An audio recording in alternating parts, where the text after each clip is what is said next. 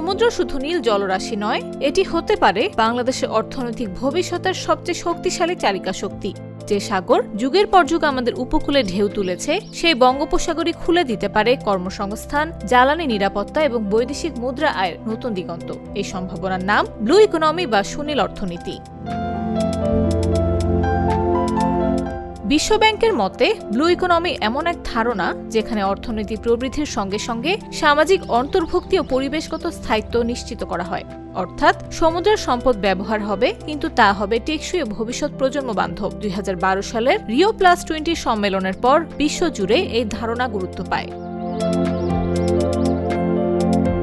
বাংলাদেশের জন্য ব্লু ইকোনমির গুরুত্ব আরও বেশি। ভারত ও মিয়ানমারের সঙ্গে সমুদ্র সীমা বিরোধ নিষ্পত্তির পর প্রায় 1,18,000 বর্গ কিলোমিটার সমুদ্র এলাকায় বাংলাদেশের একচ্ছত্র অধিকার প্রতিষ্ঠিত হয়েছে। এই বিশাল সমুদ্রভূমি আমাদের জন্য এক বিশাল প্রাকৃতিক পুঁজি। বর্তমানে বিশ্ব অর্থনীতিতে সমুদ্র কেন্দ্রিক কর্মকাণ্ডের পরিমাণ 3 থেকে 5 ট্রিলিয়ন মার্কিন ডলার। অথচ বঙ্গোপসাগর থেকে বছরে প্রায় 8 মিলিয়ন টন মাছ আহরণের সম্ভাবনা থাকলেও বাংলাদেশ আহরণ করতে পারছে মাত্র 0.7 মিলিয়ন টন। উন্নত প্রযুক্তি, গবেষণা ও দক্ষ জনবল তৈরি করা গেলে গভীর সমুদ্রের টুনা, সামুদ্রিক শৈবাল, জ্বালানি সম্পদ এবং মেরিন বায়ো প্রোডাক্ট রপ্তানি করে বিপুল বৈদেশিক মুদ্রা আয় সম্ভব। বিশ্বব্যাংকের হিসাবে 2015 সালেই বাংলাদেশের ব্লু ইকোনমির অবদান ছিল 6.2 বিলিয়ন ডলার।